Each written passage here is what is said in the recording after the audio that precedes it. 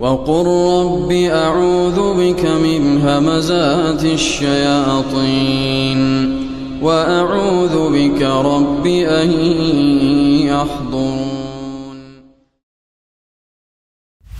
Bismillahirrahmanirrahim.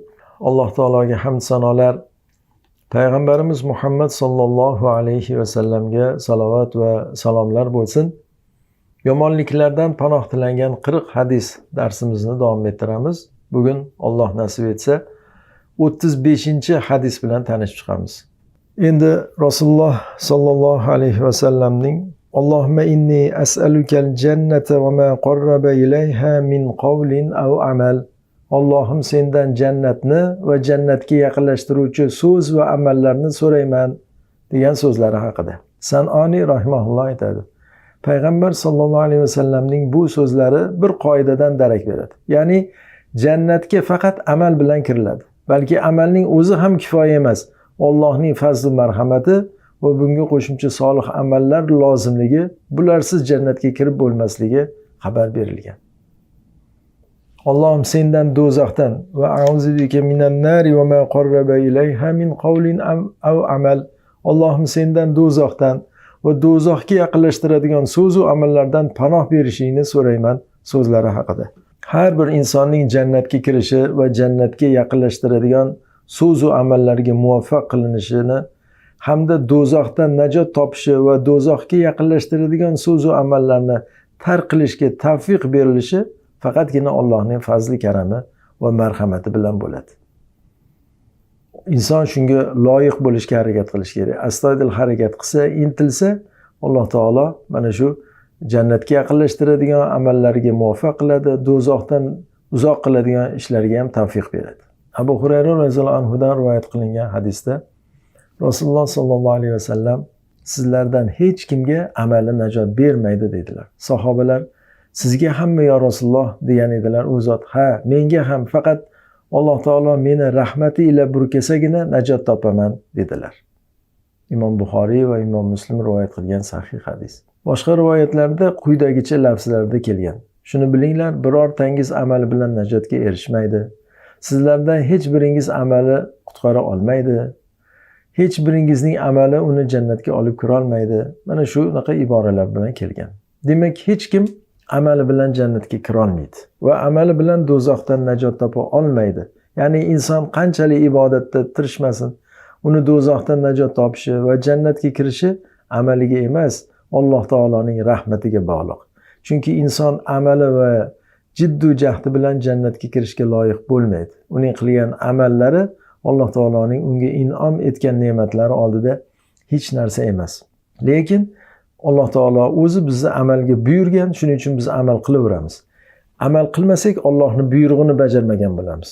Bu Allohning buyrug'ini bajarmaslik Allohning rahmatiga, Allohning rozi bo'lishiga emas, bilaks Allohning g'azabiga sabab bo'lib qoladi. Alloh asrasin. Biz qo'limizdan kelgancha Alloh buyurganligi uchun amalni qilaveramiz, haromlardan tiyilaveramiz, amal qilamiz, lekin bu amalimizga suyanib qolmaymiz. Shu bo'ldi, shuncha amal qilib qo'ydim, endi jannatga kiraman deb o'zimizga jannatni naqd qilib qo'ymaymiz. Chunki Allohning bizga bergan ne'matlarini oldida bu qilayotgan amallarimiz nihoyatda oz. Amal qilaveramiz, Allohning rahmatini umid qilamiz. Allohning fazl marhamatini umid qilamiz. Allohning rahmati, fazl marhamati bilan inshaalloh jannatni umid qilamiz. Rasululloh sallallohu alayhi va sallamning va as'aluka an taj'ala kulla qada'in taqdihi li khayra. Allohim menga taqdir qilganing barcha ishlarni xayrli qilishingni iltijo qilaman so'zlari haqida. Farovonlikda shukr qiladigan, qiyinchilikda sabr qiladigan mo'min banda uchun Alloh taolo bitgan taqdirning hammasi yaxshi. Sahih Muslimda Suhayb roziyallohu anhudan kelgan hadisda Rasululloh sallallohu alayhi va sallam aytganlar: "Ajaban lil mu'min, la yaqdillahu lahu shay'an illa kana khayran la." Mo'minning ishi qiziq, uning barcha ishlari yaxshilik.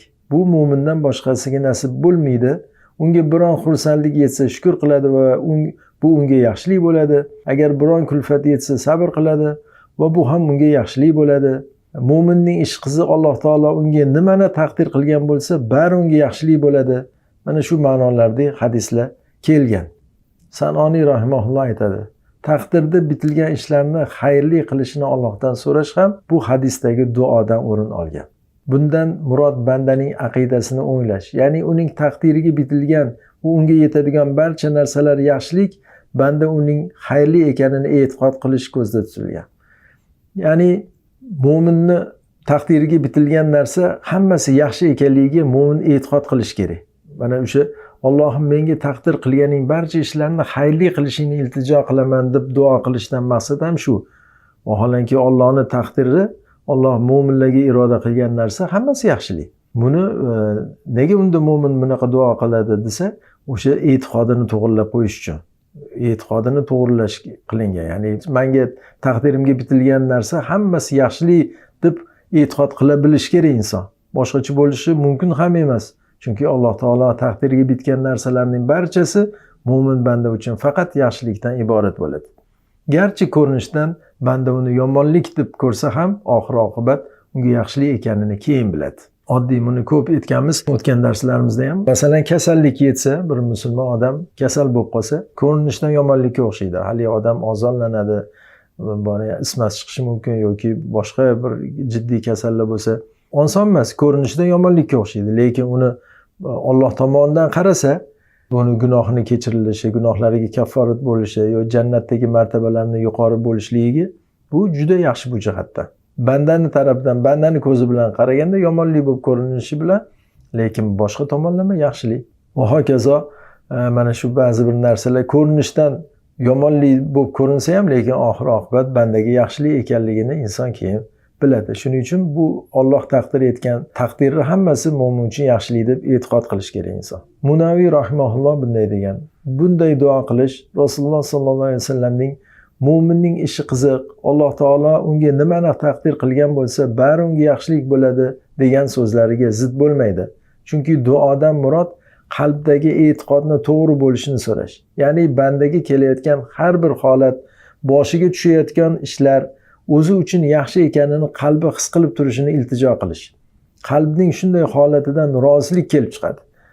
Banda taqdirida bitilgan va hayotida to'qnash kelayotgan ishlar nafsiga yoqadimi, yo'qmi, rozi bo'ladigan e'tiqodga ega bo'la olsa, Alloh taolo o'z hikmatiga ko'ra unga taqdir qilib bitgan qismatiga va boshiga tushgan ishlarga rozi bo'lishi bilan katta g'animatni qo'lga kiritgan bo'ladi. Xulosa qilib aytadigan bo'lsak, bu hadis dunyo va oxirat ishlarida Allohdan barcha yaxshiliklarni so'rash va yomonliklardan panoh tilashdagi eng mukammal va jami hadislardan biri ekan. Har bir musulmon uni yodlab olishi va yaqinlariga ham o'rgatishi juda yaxshi va munosib ish bo'ladi. Halimiy rahimahulloh aytadi: hadisda kelgan duo javomiul kalim, ya'ni qisqa va purma'no duolardan biri bo'lib, uni yodlab va o'qib yurish shariatda maqtalgan. Musulmon kishi shu duoni o'qir ekan, Alloh taolodan barcha yaxshiliklarni so'ragan va barcha yomonliklardan panoh tilagan bo'ladi. San'oniy rahimahulloh aytgan: hadisda kelgan duo dunyo va oxirat yaxshiligini so'rash va ikki dunyo yomonligidan panoh tilashni, jannatni va jannatga kiritadigan amallarni hamda bitilgan taqdirning hammasi xayrli bo'lishini so'rashni o'z ichiga olgan. Shuningdek, bu hadisda mo'min banda oila ahli, farzandu zurriyotiga eng yaxshi duolarni ta'lim berishi lozim ekanini ham ko'rsatadi. Chunki oilasiga yetadigan yaxshilik unga ham yaxshilik bo'ladi. Oilasiga yetadigan yomonlikning zarari unga ham tegadi. Husayn ibn Muhammad Mag'ribiy rahimalloh dedi: bu hadisda dunyo va oxirat yaxshiligi so'ralgan, dunyo va oxirat yomonligidan panoh tilangan duo kelgan.